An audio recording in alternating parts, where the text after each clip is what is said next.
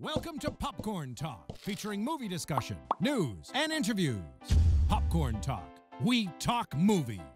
And now, here's Popcorn Talk's Anatomy of a Movie. What's going on, movie fans? It's another episode of Anatomy of a Movie. I'm Ryan Nilsen, and today we are talking about the new horror drama comedy film Becky, from the directors of Cooties, and we have two very special guests today, the directors of Becky themselves. We have Cary Murnion and Jonathan Milott. How are you guys doing today? It's a crazy time in the world. Very good. How are you? Feeling great. Thank you so much.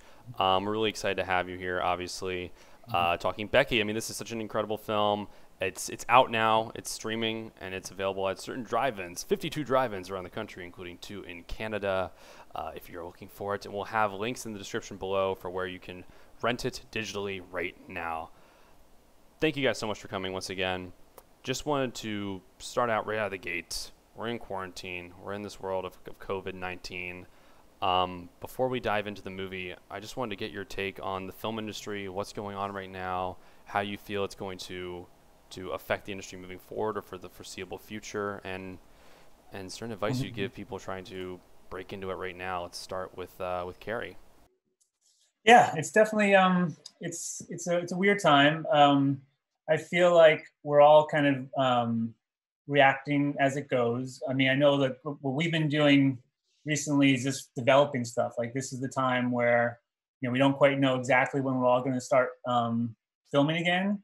So we're taking this opportunity to get all those ideas that we've been kind of always had in the back kind of burner. Like, let's work on those. But in terms of actually like filming stuff, it seems like in different parts of the country, it'll be, you know, around July where people will start trying things out. There are already some initial filming shoots going on, even right now. But in terms of the big 2 cities of New York and LA, it's going to be, you know, around July. But I feel like we just all have to kind of do what we feel is comfortable. I mean, I think there's going to be some risk no matter what until there's a vaccine. There's lots. I've been following the different guilds putting out different scenarios of how to work, and it's going to be a lot of different rules put in place about how to do things correctly. But it will happen.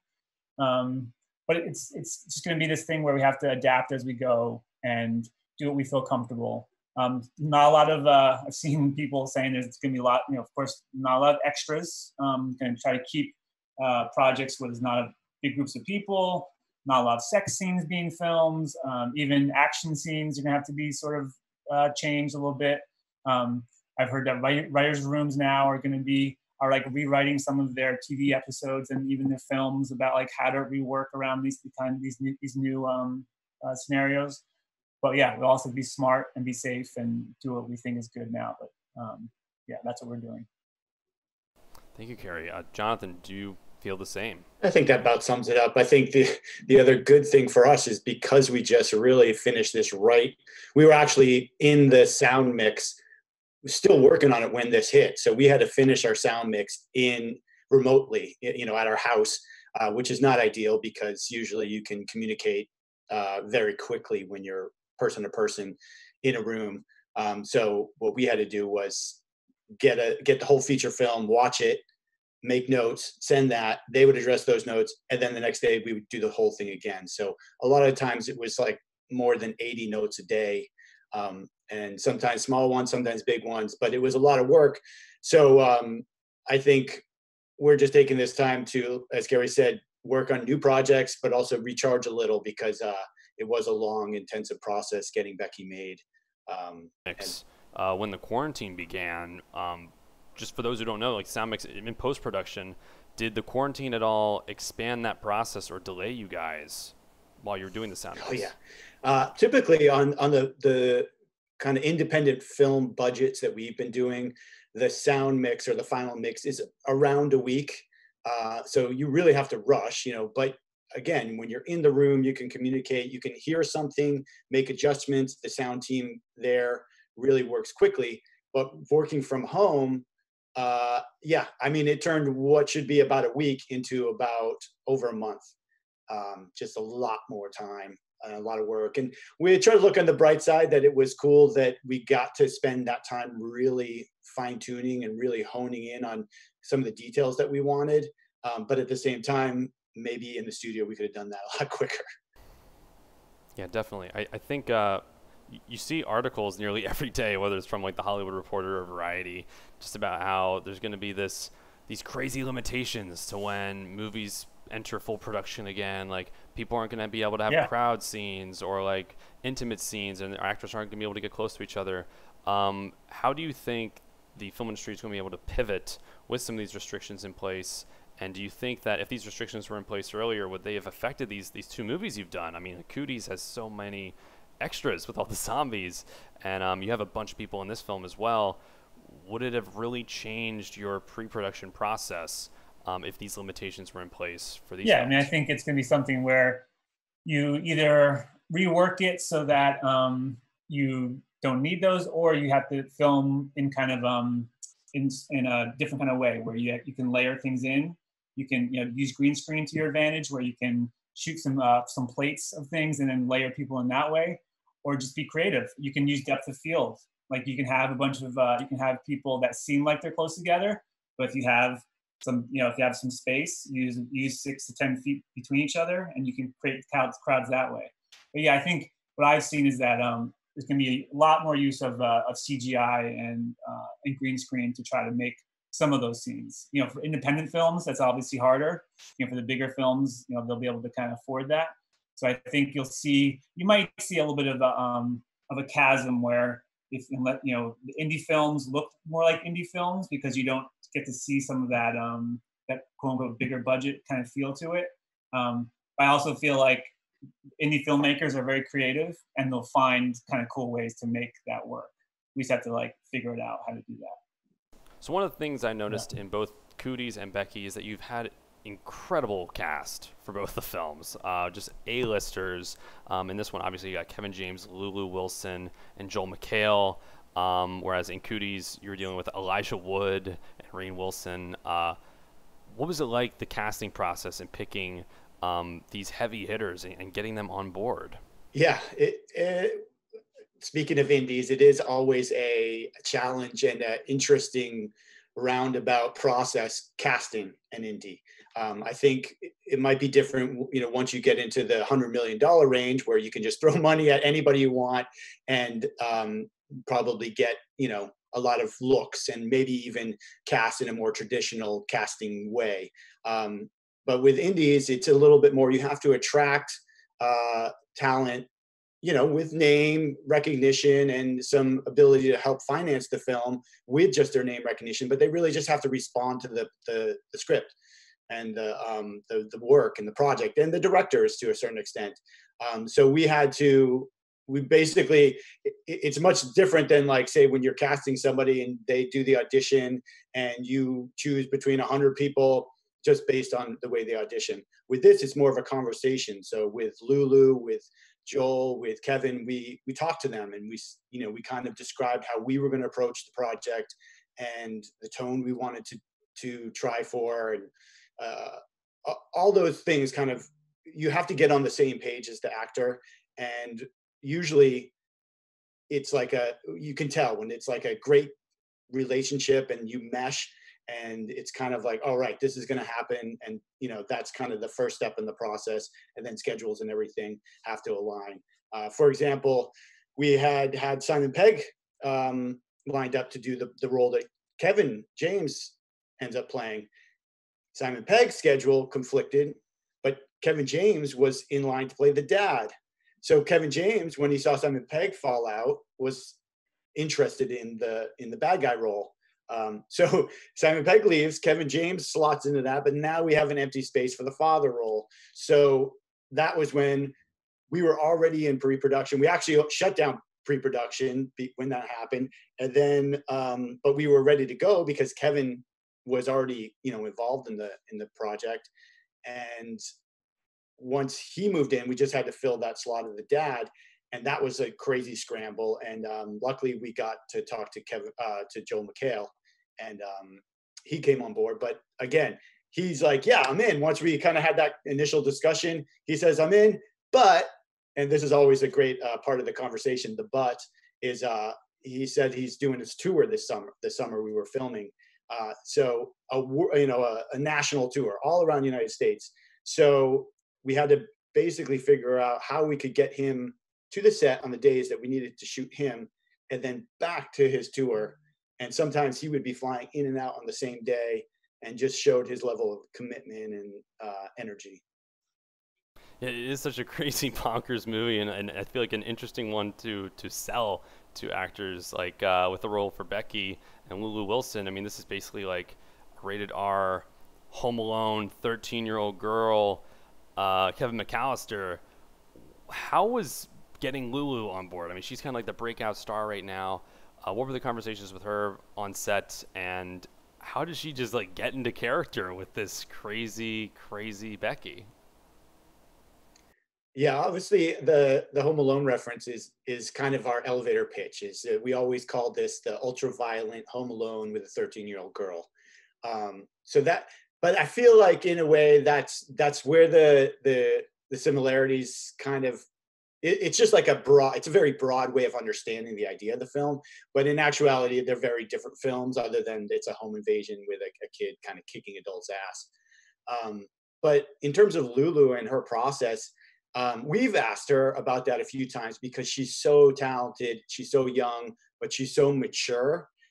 She just comes to set and just brings it, like some of the best actors we've worked with, and doing things that are very subtle emotionally to very intense, dramatic, reactions to injured loved ones or dying loved ones, or really the darkest places you have to go, and she could just bring it.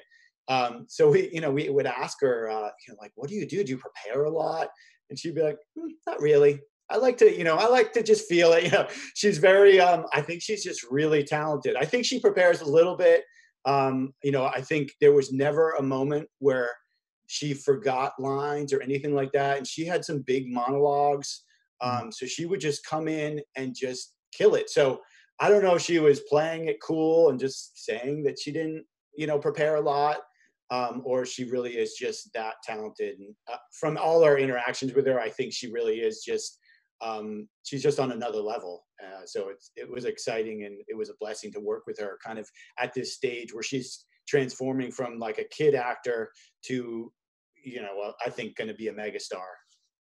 I think she just found something in the character of Becky that, it was like a mixture of something that she saw in herself, and then something that she was like so away from her, but she was so interested in exploring it, that it just felt like kind of natural. It felt something like she always wanted to be this type of character and explore the dark side of this, because she's not like that. Like she's so sweet and so kind, and it's like, this is that chance to kind of explore that person and see where that could go, and it just kind of clicked with her.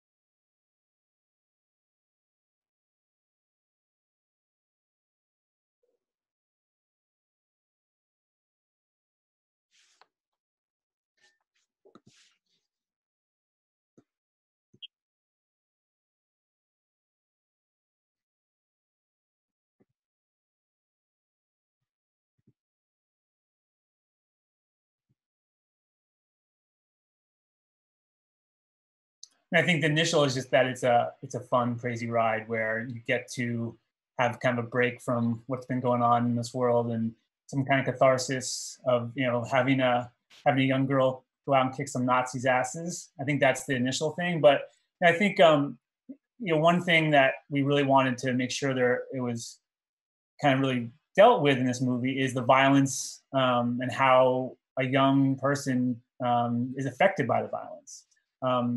It's this, Becky goes through a lot in one day. And for her to be pushed to the brink to number one, to do what she does, it takes a lot to happen to her. Like, so psychologically, it takes a lot to have that happen to her.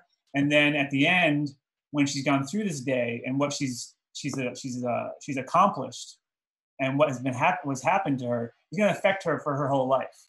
And so we wanted to like to have a movie that addresses how violence can affect a person and make you question, you know, who's the protagonist and who's the antagonist in this movie, and who's doing what to who, and who breaks bad and who doesn't. And I think that's some of the moral questions that we thought were really interesting in this movie, where it's not some fairy tale where everything is okay at the end, but like something happens to all the characters in this movie that will stay with them for the rest of their lives, because it is so intense and insane what goes on with them. So I feel like we want them to have fun with it, and we want them to after you watch the movie have fun, but also think about it and, you know, think about how this violence can affect people in our society today.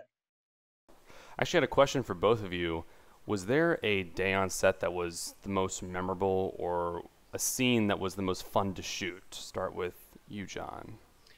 I think it was the most fun because it was this kind of one that we were the most worried about going into. There's a scene where Kevin James' character has to do surgery on himself, not to give it away, but he has to, he's been attacked and he has to do surgery on himself. And there's a lot of painful, disgusting makeup prosthetics and blood. And so that was, it was tough to film that because he was doing the surgery, you know, on himself, and we had built all these pieces that should break away, and we had safety knives. But so like the safety knife wasn't working with the prosthetics. So it was a lot of screaming from Kevin James. And at the time of filming, we couldn't tell if he was screaming because he was actually in pain. And we didn't want to yell cut because we're directing a scene and it's looking great. But we're also afraid, you know, obviously if there was anybody injured, you know, we have a lot of safety people, and I think he would have actually, you know, called cut or something himself. But it's still a question. When you hear someone screaming, you want to yell cut. But he kept going. He finally broke through the tendon, and you know, we kept going. We let the scene play out, and finally, after the scene, you know, when we did finally yell cut, we were waiting to make sure Kevin, you know, kind of was okay with it. He just broke out laughing. We broke out laughing. The whole set kind of had like a sigh of relief and broke out laughing. So that's one of our favorite scenes in the film, and was one of the most hilarious and crazy to shoot. And how about for you, Cary? Yeah, I think there's a great kind of set piece in the movie, about halfway through the movie, where Becky is confronted at her treehouse in the woods, and that treehouse just on itself is a really kind of cool set. Where, I mean, it's not a set; it was built in the woods in Canada. It was, you know, by our amazing Mel Garros, who's our production designer. She put together the whole house, and it's just a beautiful house. And a set piece is where she has to go up and use a zip line to go down and attack someone, to kind of both defend herself and to get through this person. And so that was a great day because it was just a beautiful location, really fun action where we had to combine, you know, Lulu doing some of the stunts. We had a stunt person who's kind of standing in for Lulu to do some of the stunt. And we also had our cinematographer, Greta Zulo. She was doing she strapped herself into the actual zip line and went down with the camera. So it was a really kind of like nice mix of everyone doing bits of everything to create this really kind of fun action scene that sets the tone for the rest of the movie, where you think, oh, this little girl's going to get through this, in kind of a more, again, like Home Alone kind of way. But no, things turn really crazy at this scene, and it's a really fun action scene with her. Thank you all so much for coming on. Becky is available to rent on Amazon Prime, $3.99. We'll have the link in the description below. Guys, this was Anatomy of a Movie. We end every show signing off, asking where can people find you. Cary, John, where can people find you? We share Instagram. It's Cary and John. It's at Cary and John. That's where you can find most of our stuff. And we don't really do the Twitter thing, right. But yeah, that's the place to go. Thank you so much again. Becky is again in drive-in theaters all around the country, as well as available on digital, Google Play, and Amazon Prime. Please like, comment below. What did you think of Becky? Share your thoughts with us in the comments section. I'm Ryan Nilsen. You can find me at Ryan Nilsen, RYNILSEN. And this was Anatomy of a Movie. See you at the movies. Awesome. From producers Maria Menounos, Kevin Undergaro, and the entire Popcorn Talk Network, we would like to thank you for tuning in. For questions or comments, be sure to visit popcorntalk.com. I'm Sir Richard Wentworth, and this has been a presentation of the Popcorn Talk Network.